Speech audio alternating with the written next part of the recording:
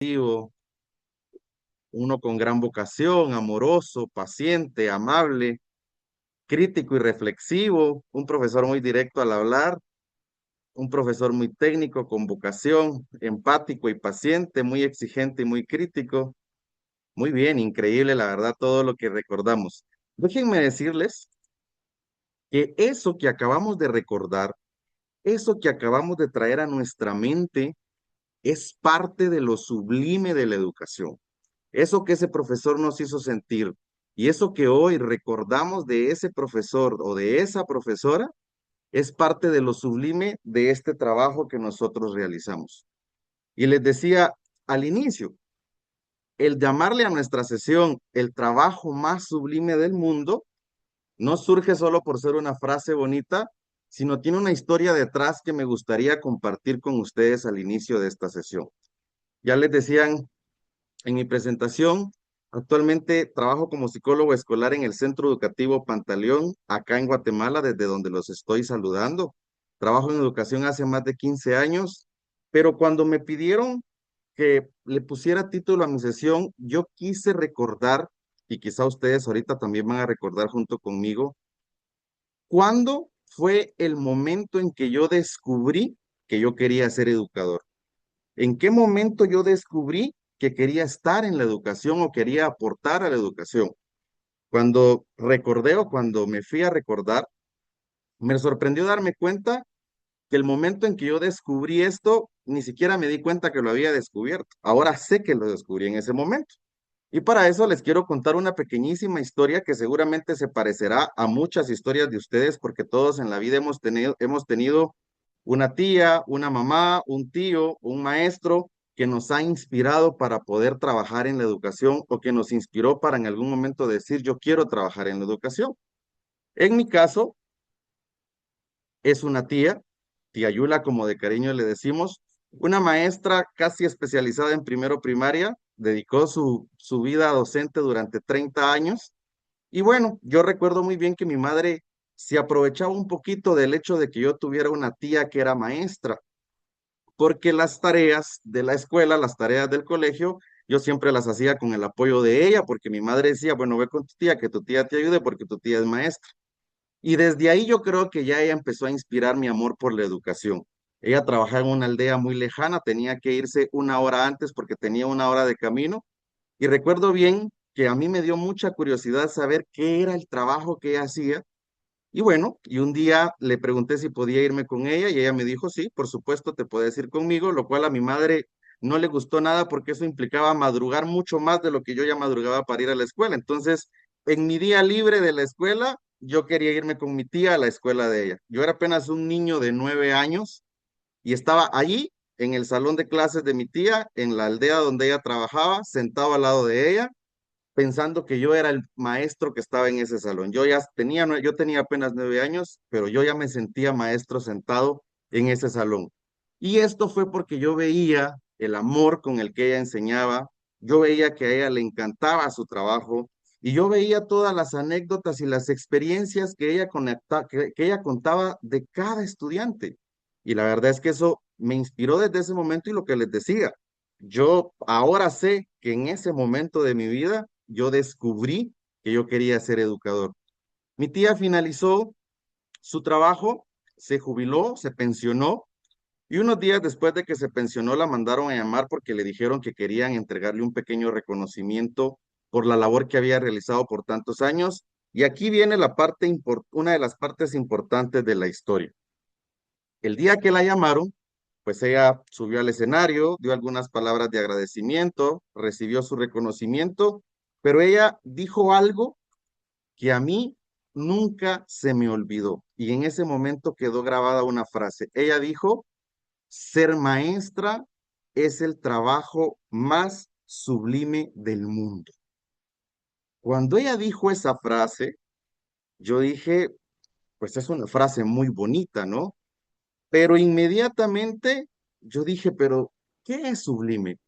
Porque se me quedó, dije, ¿por qué mi tía se refiere a su trabajo como el trabajo más sublime del mundo?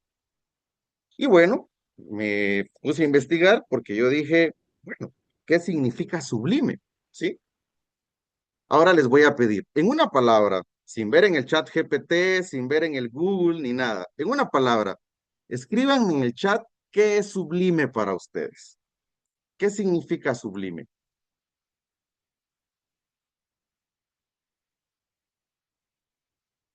Especial, maravilloso, importante, rico, bondadoso, único, impactante, extraordinario, hermoso, impresionante, ejemplar, algo significativo, algo grande, algo con trascendencia, algo increíble, algo trascendental, algo maravilloso, algo digno de admiración, algo significativo, algo valioso. Muy bien, muy bien. Justamente, gracias a todos los que siguen escribiendo ahí en el chat, sublime dice es algo tan valioso, tan hermoso o tan elevado que provoca admiración profunda y va más allá de lo común. Algo extraordinario que toca lo más alto de lo humano o lo espiritual. Durante mucho tiempo yo pensé que era una frase bonita, pero hoy con los años, la experiencia e incluso el cansancio que a veces el trabajo nos hace sentir, entiendo que era mucho más que una frase romántica. Era una verdad profunda sobre lo que significa ser maestro y trabajar en la educación. Y hoy justamente me gustaría que juntos reflexionemos sobre por qué trabajar en educación es el trabajo más sublime del mundo y sobre todo cómo podemos vivirlo así, incluso cuando los contextos son difíciles, incluso cuando nuestro contexto es difícil. Y para eso es importante que hoy nos hagamos una pregunta muy honesta. ¿Tu trabajo, nuestro trabajo, sigue siendo sublime hoy? Cuando hablamos de si nuestro trabajo sigue siendo sublime hoy, hablamos de sentido. Nuestro trabajo sigue siendo sublime a pesar del cansancio, a pesar de la carga administrativa, a pesar de las exigencias del día a día. ¿Cómo lo sabemos? Hay que recordar dónde está lo sublime de nuestro trabajo. Y es importante que sepamos que lo sublime no está en el sistema, está en el impacto. Tal vez el contexto es difícil, tal vez hay cansancio, tal vez hay papeleo, hay desánimo, pero el trabajo docente sigue siendo sublime cuando reconocemos que nuestras acciones influyen en la vida de personas reales, incluso cuando no vemos resultados inmediatos. A veces no cambiamos el sistema, pero sí cambiamos una historia e incluso muchas historias.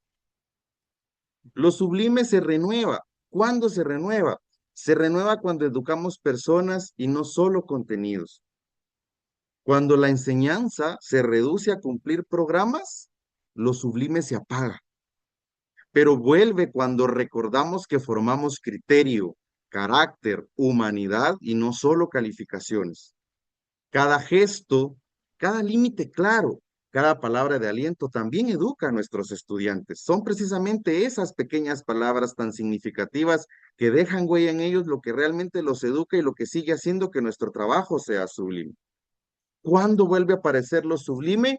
Cuando no renunciamos a nuestro propósito, cuando recordamos cuál es el propósito de nuestra profesión, cuál es el propósito de nuestro trabajo, por qué elegí este trabajo. Ser docente no es solamente una función, ser educador, ser líder escolar, ser psicólogo escolar no es solamente una función, es una decisión que tenemos que tomar día con día. El trabajo sigue siendo sublime cuando a pesar del cansancio no renunciamos al valor de educar, cuando ni al potencial de nuestros estudiantes. Lo sublime no siempre se siente, pero se sostiene. Y es verdad, a veces dudamos un poquito. No puede haber nadie aquí que no diga que en algún momento dudó si lo estoy haciendo bien, si lo estoy haciendo mal, será que estoy fallando, será que está funcionando lo que estoy implementando. Pero dudar no nos hace ser malos docentes. Dudar solamente nos recuerda que antes de ser docentes somos seres humanos y que tenemos derecho a equivocarnos, pero que esos errores pueden enmendarse y podemos continuar. Entonces, vamos a pasar ahora de definir lo sublime como tal a decir que es sublime en educación, ¿sí? Y ahí les vuelvo a preguntar para que me vuelvan a responder en el chat con una palabra. ¿Qué es lo sublime ya en la educación? ¿Qué es sublime en educación? En una frasecita.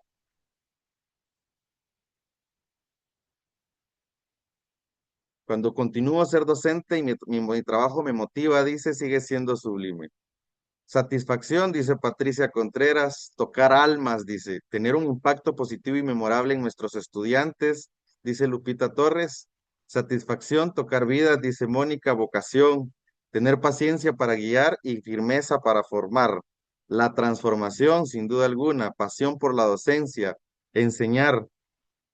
Muy bien, de verdad, cuántas cosas, como decía al inicio, no cuántas cosas aprendemos, sino cuántas cosas estamos recordando hoy. Entonces, lo sublime en la educación se traduce a tres criterios importantes desde la experiencia que les digo que he podido tener. El impacto profundo que generamos en el estudiante. Es sublime cuando el aprendizaje toca la mente y el corazón de nuestros estudiantes. Cuando el aprendizaje despierta admiración, despierta reflexión o asombro y no se olvida con facilidad. Es sublime cuando ocurre una transformación personal. Ocurre cuando lo aprendido cambia algo en la persona a la que estamos educando. Su forma de ver la vida, la toma de decisiones, su forma de relacionarse con los demás o su forma de valorar lo que es correcto. Sublime en la educación es cuando le damos sentido y trascendencia. Es sublime cuando el estudiante entiende que lo que aprende tiene un propósito, que sirve para su vida y lo conecta con algo más grande, el bien común, la verdad, la justicia y el crecimiento humano. Recordemos psicólogos, docentes, padres de familia, líderes escolares y yo no sé cuántos más hay acá en esta sesión, que lo sublime no es algo que podemos evaluar, ¿sí? Nuestros exalumnos no recuerdan quizá lo que le enseñamos en la clase de matemática, pero sí recuerdan aquella frase de aliento que les dimos, sí recuerdan cómo los hicimos sentir, sí recuerdan cuánto los apoyamos. Y recordemos también que hay semillas que no precisamente germinan tan pronto, hay semillas que germinan mucho tiempo después, y es por eso que lo sublime y la trascendencia que nosotros tenemos en nuestros estudiantes es algo que no podemos evaluar, es algo que no podemos medir, porque es algo que no sabemos hasta dónde puede llegar.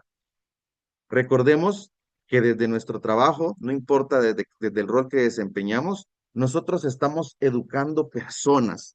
Y cuando educamos personas, sobre todo cuando hablamos de nuestros estudiantes del nivel primario, es aquí donde construimos cimientos invisibles. Lo académico importa, por supuesto que importa, importa mucho porque no podemos descartar ninguno de estos elementos, pero el carácter que nosotros vamos formando en nuestros estudiantes a través de lo que les mostramos y a través de lo que les ejemplificamos es lo que sostiene la vida de ellos cuando ya nadie los está evaluando. Yo les traté de colocar en la presentación fotos reales de los estudiantes con los que yo trabajo en educación del carácter y como para que sepan un poquito el contexto de esta fotografía, justo antes de que hiciéramos nuestra actividad en la que estábamos aprendiendo la fortaleza del amor, Gerson y Estuardo, que aparecen en la foto, habían tenido una pelea bastante fuerte en el salón de clases. No estaban muy de acuerdo con que les tocara juntos trabajar la fortaleza del amor, y no solo les tocó juntos, sino además les tocó definir qué era la fortaleza del amor. Al final, ellos terminaron entendiendo esta fortaleza terminaron comprendiendo la importancia de relacionarse con los demás. Esto no solo nos permite formar el autoestima de ellos, ¿sí? Lo que el niño cree de sí mismo. Cada palabra de nosotros puede convertirse en una voz interior para nuestros estudiantes. No solo estamos enseñando a leer y a escribir, les estamos enseñando a nuestros estudiantes a ser capaces, a sentirse capaces, a saber que son valiosos y a saber que son dignos. Cuando un niño se siente visto, cuando un niño se siente respetado y reconocido, aprende algo fundamental. Aprende que él puede, que él vale, que él importa mucho. Ese cimiento no aparece en la boleta de calificaciones que entregamos quizá al final del bimestre o que entregamos al final de las evaluaciones, pero ese cimiento es un cimiento que lo va a sostener para toda su vida. Enseñamos también el manejo emocional, aprender a entender lo que siento, que nuestros estudiantes entiendan lo que están sintiendo. En el aula los niños traen cuadernos, pero también traen miedos, compañeros, también traen frustraciones, también traen alegría, también traen enojos. Educar personas es enseñarles a sentir que no está mal, pero que sí podemos aprender a manejar lo que sentimos. Cuando un niño aprende a nombrar sus emociones y a regularse, estamos formando a un futuro adolescente y a un adulto con mucho más equilibrio. Eso también es aprendizaje. Aunque no tenga una nota numérica, aunque no pongamos una nota numérica, eso también es aprendizaje y definitivamente es primordial para la vida. Y finalmente, la relación con otros, el aprender a convivir. La escuela es uno de los primeros espacios donde nuestros niños aprenden a vivir con otros que piensan, sienten y actúan distinto. Ciertamente es la casa donde reciben los primeros principios y los primeros valores, pero muchas veces esos principios y esos valores es justo en la escuela donde empiezan a ponerse en práctica, es justo en la escuela donde podemos evaluar si esos principios que fueron enseñados en casa van a ponerse en práctica o no. Cada conflicto, cada desacuerdo, cada trabajo en grupo es una oportunidad para que nosotros enseñemos a los estudiantes respeto, empatía, límites sanos. Así que para que aprenda también a escuchar, para que aprenda también a pedir perdón, para que aprenda a esperar turnos, para que aprenda a cuidar de sus compañeros también. Estas habilidades no siempre se ven hoy, pero mañana sostienen familias, sostienen trabajos, sostienen comunidades. No nos olvidemos que en el nivel primario nosotros sembramos lo que no siempre vemos. Lo académico abre puertas, pero lo que enseñamos a través de lo que les mostramos y les modelamos, el carácter, por ejemplo, es lo que permite sostenerse a lo largo de su vida y cuando cruzan esas puertas tan importantes. No olvidemos que en la vida de nuestros estudiantes, en la vida de nuestros niños, ningún adulto pasa desapercibido. No siempre van a recordar las explicaciones que les damos, pero seguramente van a recordar cómo los hicimos sentir. Cada mirada, cada palabra, cada silencio va dejando marca. La pregunta en este caso es, ¿esa huella que el adulto está dejando es para bien o es para mal? ¿Qué huella estamos dejando nosotros hoy? En el nivel primario, los docentes, los psicólogos escolares, los líderes escolares, somos esos adultos significativos que están pasando por la vida de nuestros estudiantes. Nuestra forma de corregir, de escuchar, de poner límites y de enseñarles que creemos en ellos. Una palabra puede convertirse en confianza, pero una humillación puede convertirse en miedo. Una expectativa alta puede convertirse en un motor, pero una indiferencia puede convertirse en una herida. Por eso, más que preguntarnos si somos perfectos, vale la pena preguntarnos qué tipo de huella quiero dejar hoy o qué tipo de huella estoy dejando hoy con mi trabajo, qué tipo de huella he dejado en mis estudiantes y qué tipo de huella estoy dejando hoy en mis estudiantes. Porque educar, ya lo decíamos al inicio, no solo es enseñar contenidos, es hacerse responsable del impacto que estamos teniendo en la vida de nuestros estudiantes. Justamente yo me preguntaba, o más bien muchos también me lo preguntaban, pero ¿cómo logramos esto? O sea, ¿cómo logramos generar ese impacto que tanto anhelamos generar? ¿Cómo logramos garantizar que esa huella que vamos a dejar en nuestros estudiantes realmente es una huella positiva? ¿Cómo logramos que realmente el impacto que generamos en la vida sea algo que ellos nunca olviden y que sea significativo para ellos? Para ustedes, seguramente con toda la experiencia que todos acá tienen, habrán muchos canales, habrán muchas formas. Yo hoy quise hablar de un canal que para mí es fundamental, la conexión. Yo creo que la conexión es el canal. ¿Por qué la conexión es el canal? Porque sin conexión no hay influencia. Si no conectamos con nuestros estudiantes, no podemos influir en ellos. Si no conectamos con nuestros estudiantes, no estamos dejando una huella. Podemos tener la mejor planificación de todos, de todas, podemos tener la mejor metodología y el contenido puede ser el más sólido de todos, pero si no hay conexión no vamos a influenciar. Recuerden que los estudiantes no aprenden primero de lo que sabemos, aprenden de quienes somos nosotros para ellos. ¿Quién soy para mis estudiantes? ¿Qué ven mis estudiantes en mí? Cuando un niño se siente visto, escuchado y respetado, se abre el canal del aprendizaje porque ya hay una conexión. Hay que recordar que la conexión no es permisividad, no hay que confundirlo con permisividad. La conexión más bien es presencia del docente, interés genuino en nuestros estudiantes y coherencia entre lo que hacemos y también entre lo que decimos. Es algo tan sencillo como aprendernos el nombre de nuestros estudiantes, notar que cambió de ánimo, mirarle a los ojos cuando hablamos, cumplir una promesa si le prometimos algo. Sin conexión, las normas que damos se sienten más bien como una imposición, mientras que con conexión, las normas se entienden como un cuidado que queremos tener sobre ellos. Por eso, antes de enseñar, conectamos, pero sobre todo, antes de corregir, también tenemos que conectar, tenemos que vincular, porque la influencia, la verdadera influencia, la influencia que transforma, solamente viaja por ese canal, por el canal de la conexión. Para esto, he querido definir 4 pilares importantes. Yo he tenido un reto grande en los últimos 2 años, que fue justamente trabajar con alumnos del nivel primario. Mi experiencia había sido con alumnos un poco más grandes y cuando me tocó trabajar con el nivel primario, la verdad es que se cumple muy bien esta frase de todos vamos a aprender, porque ustedes no saben cuántas cosas he aprendido y lo que me costó a mí todo eso que he aprendido, poderlo reducir hoy a esta presentación de 50 minutos que tengo con ustedes y poder transmitir un poquito de esto. Hay 4 pilares que yo he querido definir. Seguramente si yo les pregunto a ustedes, ustedes me dirán, bueno, en mi caso son más pilares, yo tengo 5, yo tengo menos o yo tengo muchos más.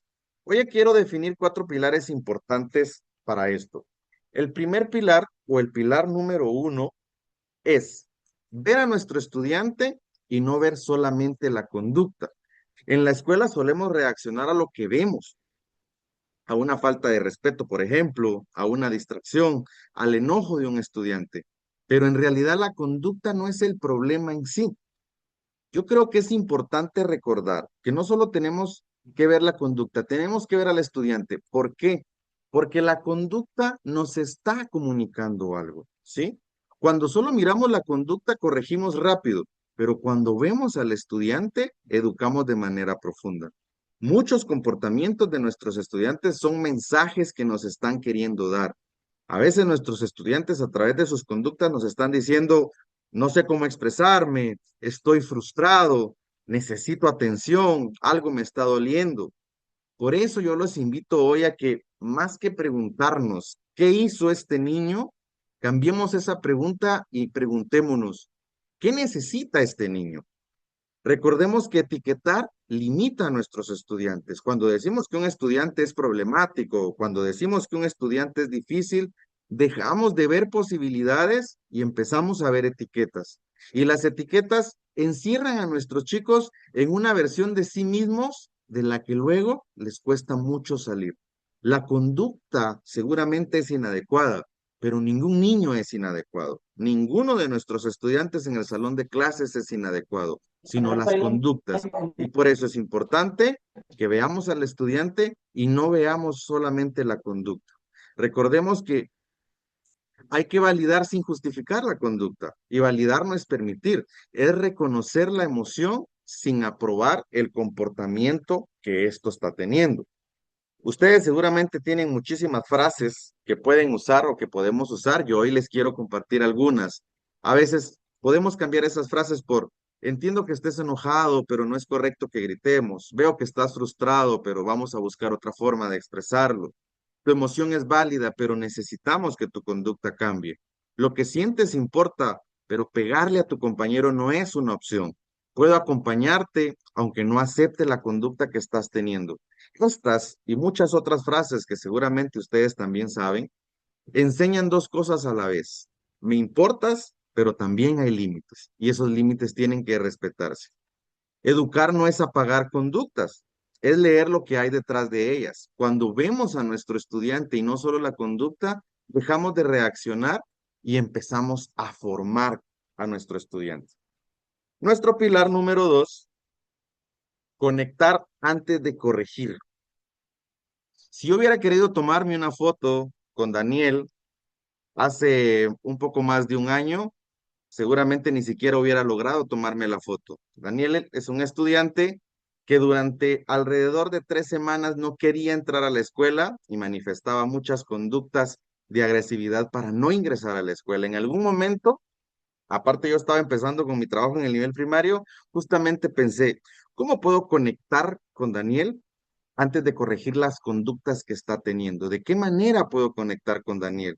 Recuerdo que busqué muchas formas, busqué demasiadas formas y un día, mientras estábamos en el patio de nuestro centro educativo, tenemos una vista hermosa a un volcán y le dije, Daniel, mira, ese volcán está haciendo erupción y yo quisiera ir a visitar ese volcán y recuerdo que él dijo, pero no puedes ir porque la lava te va a quemar, a menos que yo te diseñe un traje especial contra la lava. Cuando él me dijo, cuando respondió mi pregunta, yo dije, bueno, este es el momento. Y le dije, ah, bueno, ¿qué te parece si me dibujas ese traje especial contra la lava? Ahí empezó la conexión, antes de la corrección.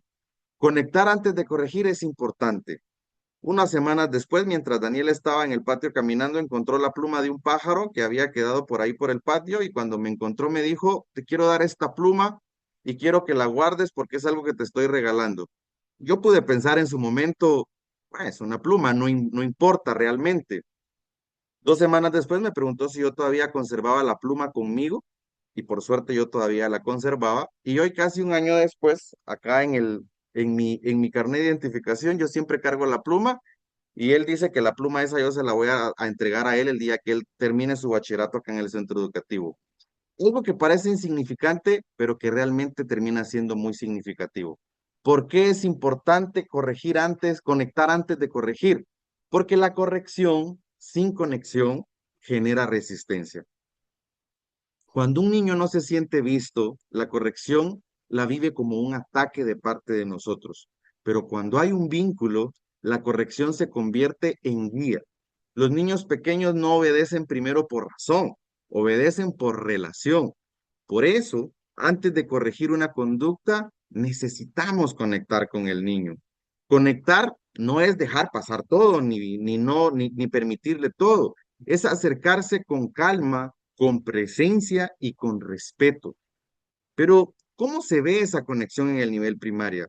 A veces algo muy sencillo como bajar al nivel de los ojos de nuestros estudiantes, agacharnos para conversar con ellos, decirle su nombre, llamarlo por su nombre, tocar suavemente su hombro si en ese momento es apropiado, hablar en tono calmado con él y mostrar un interés genuino hacia él.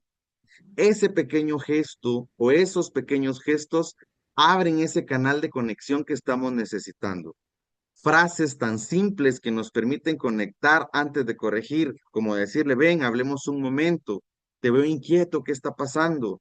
Quiero escucharte porque me gustaría entender qué es lo que sucede. Yo sé que puedes hacerlo mejor, pero vamos a intentarlo una vez más. Estoy aquí para ayudarte a aprender, estoy aquí para que me digas qué es lo que sientes y poder ver si puedo ayudarte en algo. Cuando hay conexión, el niño baja la guardia, el niño nos escucha, el niño aprende otra forma de actuar. Pero cuando no hay conexión, díganme si no, el niño se defiende, aparece el desafío o el silencio, o se repite la conducta. El vínculo, sin duda alguna, es la puerta del aprendizaje. No corregimos para controlar, corregimos para enseñar. Por eso, primero conectamos y luego corregimos. Y vamos a nuestro siguiente pilar, el pilar número 3. Micromomentos que cambian vidas. Si yo les preguntara hoy, ya vamos a tener un espacio para eso, ¿qué micromomentos ustedes creen que cambian las vidas de nuestros estudiantes? Bueno, en este caso, yo les quiero presentar a Matías. Matías tenía una semana, 2 semanas de no querer recibir clase, de mostrarse irritado en clase, de decir que no le interesaba la clase, de decir que no tenía los materiales necesarios para esa clase. Y entonces descubrí que a Matías le encantaba el fútbol.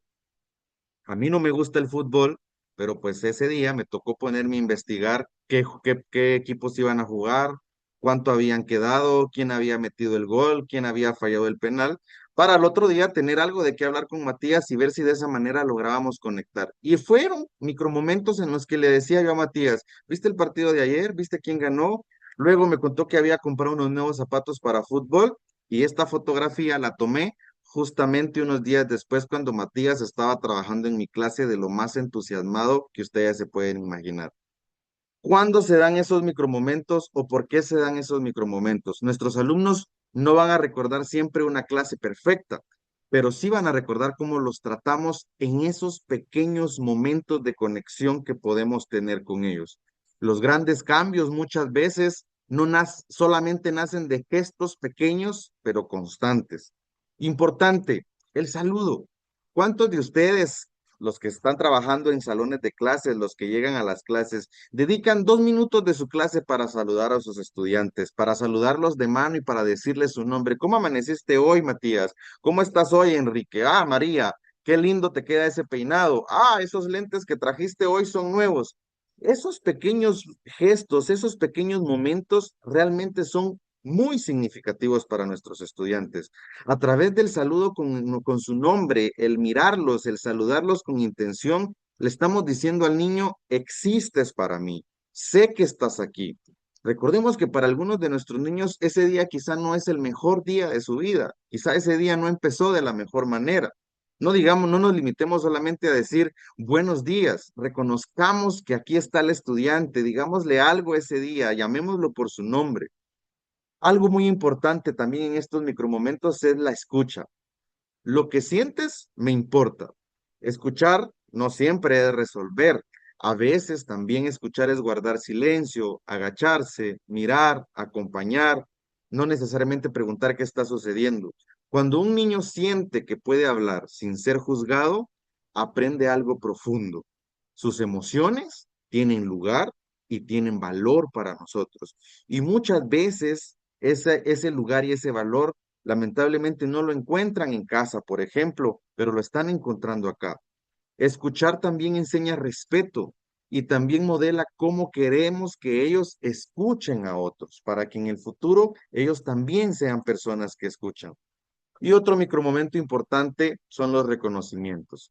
Reconocer no es halagarlos todo el tiempo, sino nombrar el esfuerzo, la intención y el avance, aunque sea pequeño, aunque sea algo pequeño.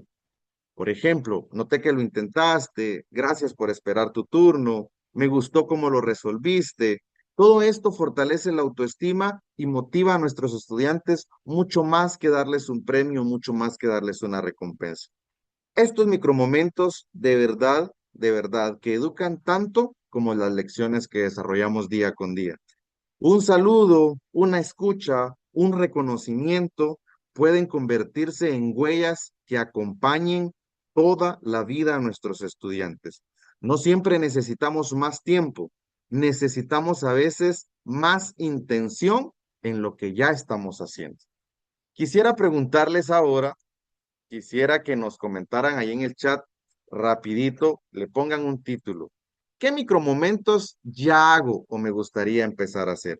Ya hablamos de la escucha, hablamos del saludo, hay muchos más micromomentos, aprender su nombre y saludarlo con intención, el contacto visual con mi estudiante, preguntarle algo personal y al otro día recordarlo, cómo siguió tu perrito que estaba enfermo, lo llevaron al veterinario, corregirlo en privado, notar que hay un pequeño avance. Me gustaría leer ahí rapidito en el chat.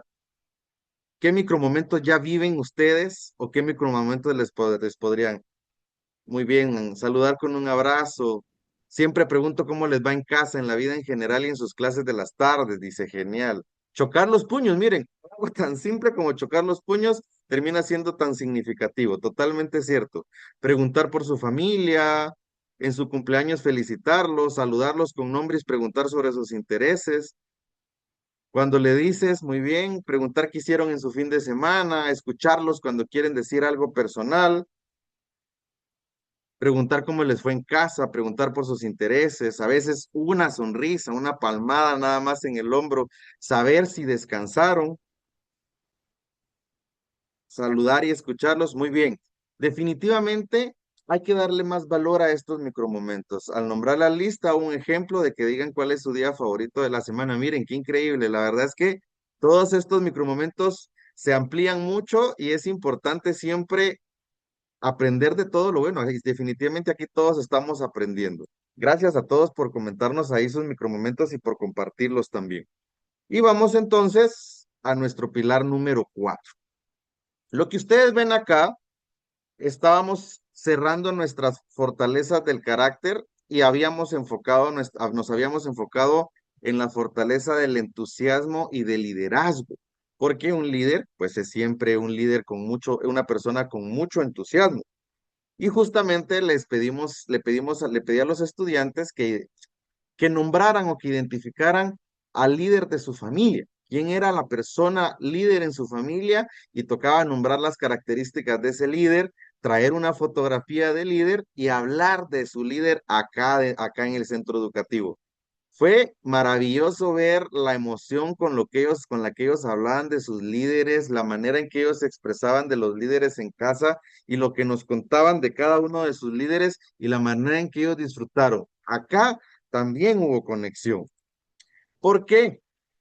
Recordemos que el adulto, nosotros, los padres de familia en casa, el líder escolar, el psicólogo escolar, nosotros somos el modelo del carácter para nuestros estudiantes. Nosotros somos el ejemplo para ellos. Los niños aprenden más con lo que observan que con lo que se les dice. Antes de repetir contenidos, los niños imitan actitudes, pero el adulto no solo enseña carácter, lo vive frente a ellos. Entonces, tenemos que ser ese modelo de carácter que nuestros niños están pidiendo, que nuestros niños están necesitando. A veces pedimos respeto de nuestros niños, pero ¿cómo los estamos corrigiendo? Pedimos responsabilidad por parte de ellos, pero ¿cómo estamos cumpliendo nosotros nuestros acuerdos? Pedimos honestidad, pero ¿cómo estamos asumiendo nosotros nuestros errores? Cada acto coherente, una disculpa, un límite justo, una palabra respetuosa, se convierte en una lección silenciosa de lo que le estamos enseñando. La coherencia construye confianza y la confianza definitivamente sostiene la autoridad educativa que podemos tener. Las fortalezas del carácter, modelar las fortalezas del carácter, porque estas no se aprenden solo con explicaciones, se aprenden cuando las vemos en acción, se aprenden cuando el estudiante ve a su profesor, ve a su líder escolar, ve a su psicólogo escolar siendo modelo de estas fortalezas. Se aprenden cuando mostramos paciencia al explicarles una vez más lo que no entendieron, cuando mostramos justicia al tratar a todos con equidad, cuando mostramos empatía al comprender una emoción, cuando mostramos autocontrol al manejar un conflicto, cuando mostramos perseverancia al no rendirnos con un estudiante. Nuestros niños aprenden cómo se ve el carácter en la vida real. El adulto se convierte en un referente emocional y moral. Lo que somos frente a ellos se vuelve parte de lo que ellos en el futuro serán. Cuando educamos el carácter de nuestros estudiantes, no estamos añadiendo algo extra a a la clase, lo estamos haciendo con estos micromomentos que tienen el valor día a día. Es hacer visible cada día a la persona que queremos formar, porque al final todo esto no es algo que vamos a imponer o no es algo que estamos imponiendo. Al final todo esto es algo que estamos modelando y es algo que estamos trabajando con ellos o que estamos trabajando completamente de la mano de ellos. Muy bien, ahora les quiero pedir entonces que volvamos a la actividad inicial y volvamos al educador en el que nosotros pensamos en ese momento cuando les pedí que trajeran a su mente o que recordaran en su mente a ese educador en el que estaban pensando, en el que habían pensado. Volvamos a pensar en él y les voy a pedir, ahora sí, me gustaría escuchar por lo menos a tres personas. ¿Qué de eso queremos empezar a vivir mañana o qué de eso ya estamos viviendo? A ver si alguien se anima a compartirnos ahí, a abrir su micrófono, si me pueden ayudar los del equipo ahí para poder ver quién nos quiere participar. Vamos a dar solamente 3 participaciones para no alargarnos. Claro que Muy sí, bien, porque escuchamos tenemos ya a Enrique en a primer Enrique, lugar. muy bien. Hola, ¿qué tal? Buenas tardes. Pues primero que nada quiero agradecerte. Realmente estos 4 pilares son muy importantes y el que más vivo desde mi rol como coordinador instruccional es los micromomentos. Esos momentos donde los niños van entrando a la escuela e identificas algo diferente del niño. Ah, traes lentes diferentes. Entonces o sea, está poniendo atención en que traigo lentes diferentes, se dio cuenta que traigo lentes diferentes. Entonces, desde ahí el niño ya su día empieza diferente. Entonces, creo que los micromomentos que mencionas, profe, son muy importantes y que los tenemos que practicar pues todos los días, todas las personas que formamos el colegio. Muchas gracias. Buenísimo, Enrique, muchas gracias. Escuchamos a Nancy, nos gustaría escuchar a Nancy Sánchez. Gracias. Bueno, primero felicitarte por la conferencia. La verdad es que creo que nos hace recordar lo que ya aplicamos y que muchas veces damos por hecho. Sin lugar a duda, es reconocer lo que hacemos día a día de una manera ah, nata. O sea, creo que los docentes de hoy en día consideramos y sí nos preocupamos mucho por el cómo hacemos sentir a nuestros chicos, que se sientan observados y ser el maestro que a mí me gustó ser o que me hubiera gustado tener, ¿no? Y dejar ese impacto o ese recuerdo, porque, o sea, sí, tienes completamente la razón, ellos no se van a acordar de la clase que yo les di el 15 de septiembre, pero se van a acordar de la maestra, si la maestra era regañona, si la maestra era eh, comprensiva, si la maestra hacía chistes, si la maestra, y eso es el impacto, si la maestra me escuchó o si le tuve la confianza para decirle una emoción que estaba pasando en ese punto. Y creo que no solo yo, sino me atrevo a decir que la mayoría de nosotros actualmente somos más conscientes del impacto que tenemos en nuestros pequeños. Gracias. Muchísimas gracias, Nancy. Algo que Nancy decía y que es totalmente cierto es eso. Seamos el maestro que nosotros hubiéramos querido tener. O seamos un poquito de ese maestro que nos marcó positivamente. Demos la clase como a nosotros nos hubiera querido que nos den esa clase, que nuestros niños tengan ese maestro que a mí me hubiera encantado, que a mí me hubiera gustado tener. Gracias, Nancy, por la participación también. Veo la mano de Alex levantada, no sé. Vamos con una participación más. Hola, sí, buenos días o tardes ya, ¿verdad? Profe Alex de Sí, Valle sí. Dorado, primaria.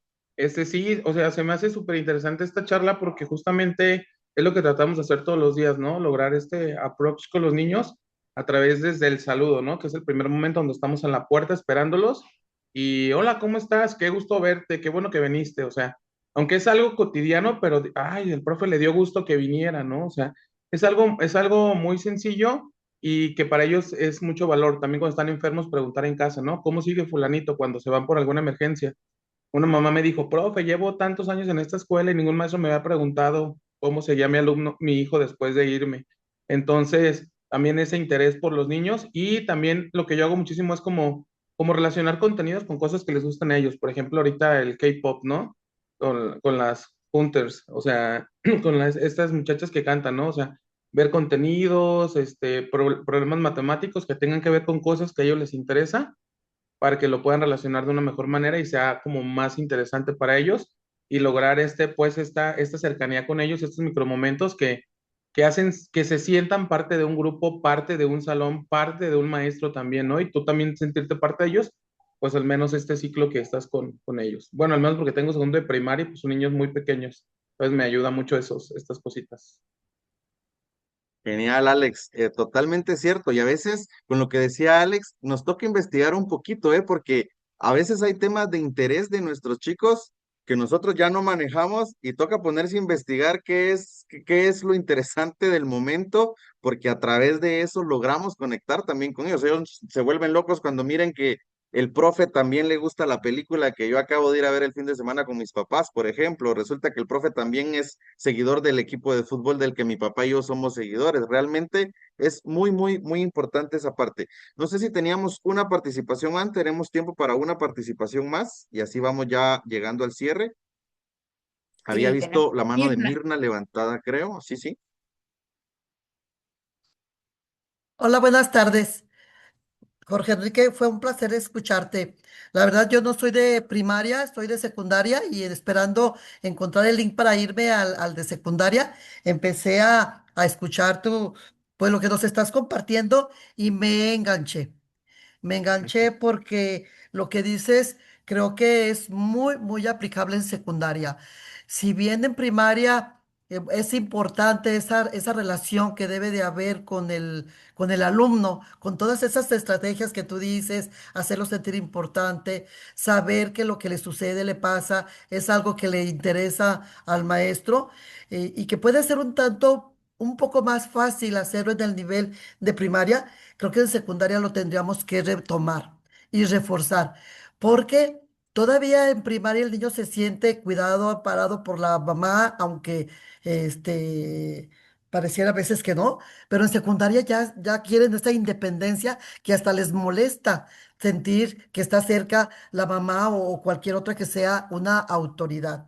Pero cuando el maestro logra conectarse, como tú bien lo señalas, lo deja de ver como autoridad y lo deja de ver como la persona aquella en la que puede confiar. Y creo que esto es algo que tenemos que reforzar en secundaria. Valoro mucho todos tus comentarios. Aquí hice varias anotaciones, entre ellas que dice corregir para enseñar y no para sancionar, porque a veces en secundaria lo que hacemos es nada más sancionar, ¿verdad? Porque no tenemos herramientas, como que no sabemos cómo hacerle para que esas conductas disruptivas, esas conductas negativas que suceden al interior del aula o de la escuela, no sabemos cómo reaccionar con ellas. Y lo único que hacemos es regañar, sancionar, separarlos del salón y cosas que nada llevan a la formación del carácter de los muchachos. Muchas gracias, Jorge Enrique, ¿eh? Muy valiosa. Totalmente, Mirna. Gracias a ti por tu aporte. Definitivamente que esto es aplicable al nivel secundario. El otro día con nuestros chicos de bachillerato, la clase inició haciendo un análisis crítico constructivo del show de Bad Bunny en el Super Bowl. Ellos estaban vueltos locos porque no podían creer que el profesor había llegado a mostrarles un video del show de Bad Bunny en el Super Bowl, pero claro, esa es la manera en que conectó con ellos. Lo siguiente era lo interesante, cómo vamos a analizar y cómo vamos a desarrollar nuestro criterio a través del análisis crítico que podemos hacer de esto. Definitivamente la conexión es importante en el nivel primario, en el nivel secundario. Gracias por sus participaciones, de verdad sería tan hermoso poderlo seguir escuchando porque cada uno de ustedes aporta algo nuevo y algo que o aprendemos o recordamos, ¿verdad? Ya vamos terminando entonces. Yo no me quisiera despedir de ustedes sin antes recordar que entonces esto nos lleva a decir que educar definitivamente es un privilegio. ¿Por qué? Porque no solo es un trabajo, no es solamente un salario que tenemos al fin de mes, no es solamente que cumplamos con un horario, es un privilegio porque estamos entrando a la historia de alguien. Cada día, cuando ese estudiante cruza la puerta de nuestro salón de clases, no solo trae cuadernos y tareas, trae su mundo con nosotros, trae sus miedos, trae sus sueños, trae sus inseguridades, trae sus heridas invisibles, trae sus ganas de ser visto, de ser escuchado y de ser valorado. Y nosotros, óiganlo bien, tenemos el privilegio de influir en ese mundo. Podemos ser la voz que construye, pero también podemos ser la voz que rompe. Podemos ser la mirada que levanta o la que avergüenza y podemos ser también la presencia que da seguridad o la presencia que genera miedo. Educar es un privilegio porque alguien nos confía lo más valioso que tiene. Los papás nos están confiando a sus hijos, nos están confiando a sus hijas nos están confiando la formación, en gran parte la formación de su futuro. Educar es un privilegio porque sembramos en un terreno que no siempre vemos florecer, pero que cada día, que un día seguramente dará fruto. Tal vez no sabemos cuándo, tal vez no nos inviten ni siquiera a la graduación final, o Vamos tal vez nunca al vamos a hospital. recibir un gracias. Sí. Pero nuestra huella va a estar siempre ahí, en la manera en que ese estudiante trate a otros, en la decisión correcta que tome, cuando nadie lo vea, ahí va a estar la huella que nosotros hemos dejado, en la confianza que tenga para intentarlo una vez más.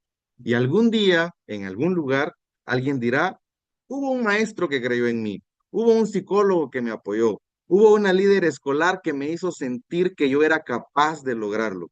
Y quizá ese alguien sea uno de ustedes. Seguramente ese alguien va a ser uno de ustedes. No todos tenemos el privilegio de transformar vidas. Todos los que estamos aquí tenemos ese privilegio desde cualquier rol que estemos desempeñando.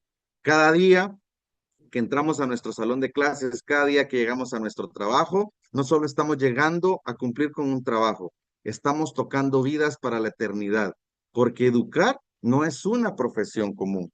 Y hoy quiero cerrar con decirles que, bueno, mi tía tenía toda la razón. Educar es el trabajo más sublime del mundo. Así es que muchísimas gracias a todos, un saludo y un abrazo fuerte desde Guatemala.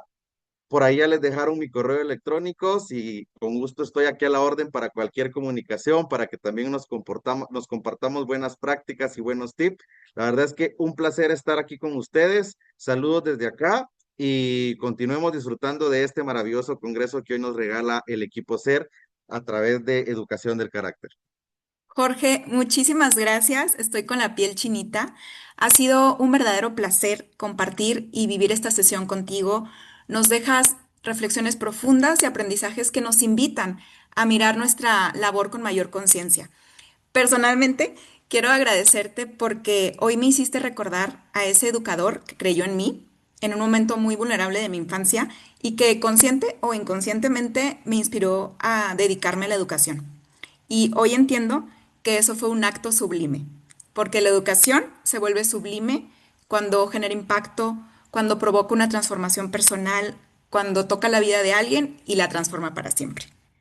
Y pues a nombre del equipo SER, hacemos entrega de su diploma digital, Superación, Excelencia y Resultados.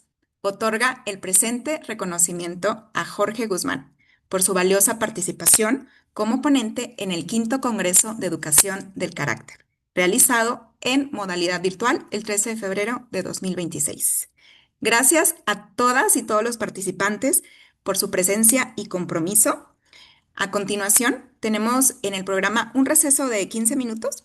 Luego regresamos a plenaria a la 1 en punto para vivir la sesión Incluir es posible. Estrategias reales para docentes reales con Yunuen Hernández. Y durante el receso pueden apagar su cámara y permanecer en la sesión o bien salir y volver a conectarse con este mismo enlace. Nos vemos pronto.